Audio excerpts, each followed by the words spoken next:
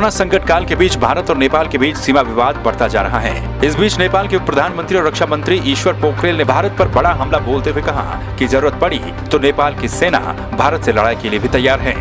इसके साथ ही उन्होंने कहा कि भारत ने नेपाली गोरखाओं की भावनाओं को आहत किया है, जो लंबे समय से भारतीय सेना में बलिदान देते हुए आ रहे हैं।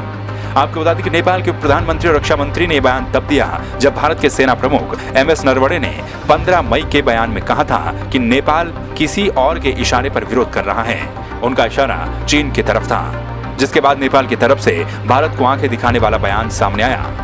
नेपाल के उप प्रधानमंत्री ने भारतीय सेना प्रमुख के बयान को राजनीति से प्रेरित बताया। अब आपको बताते हैं कि आखिर ऐसी क्या वजह है जिसके कारण भारत और नेपाल जैसे मैत्रीपूर्ण दोस्ती रखने वाले देशों के बीच तलवारें खिंच गई। नेपाल ने भारत के काला पानी और लिपुलेख के क्षेत्र पर अपना दावा किया है।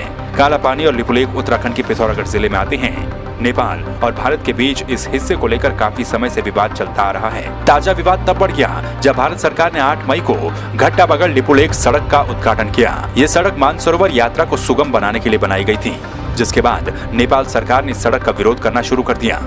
काला पानी में भारत, नेपाल और चीन जैसे देशों की सीमाएं मिलती हैं, जिससे ये क्षेत्र तीनों देशों के लिए सैन्य नजरिए से बहुत महत्वपूर्ण हो जाता है। ये क्षेत्र सन 1962 से इंडो तिब्बतियन बॉर्डर पुलिस के पास है। काला पानी क्षेत्र से होकर महानदी गुजरती है, जिसका स्रोत देशों के बीच विवाद के केंद्र में है। इसकी वजह महाकाली नदी है, जो बराबर अपना रास्ता बदलती रहती है। ऐसे में बॉर्डर में भी थोड़े बहुत बदलाव आते रहते हैं। 2014 में PM नरेंद्र मोदी की पहली नेपाल यात्रा के दौरान काला पानी विवाद पर चर्चा हुई थी।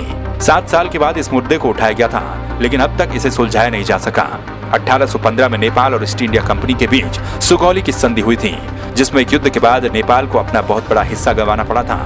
1816 की सुगौली की संधि के आधार पर ही नेपाल काला पानी, लिपुलेख जैसे इलाकों पर अपना दावा करता है। इसके अलावा नेपाल के 1950 की शांतिय मैत्री संधि की मूल प्रति भी मौजूद नहीं है। जब से नेपाल में नेपाल कम्युनिस्ट पार्टी की सरकार सत्ता में आई, तब से माना जा रहा है कि नेपाल का झुकाव चीन की तरफ बढ़ गया। नेपाल में चीन वहां के लोगों को भड़काने का काम कर रहा है, जिससे नेपाल और भारत के बीच दोस्ती में दरारें आ गईं। बहरहाल अब देखना ये होगा कि भारत और नेपाल के बीच तल्खियां कब खत्म होती हैं। दोनों देश दोबारा एक साथ मित्र राष्ट्र के रूप में कब दिखते हैं। संवाद 365 के लिए अमित गुसाई की रिपोर्ट।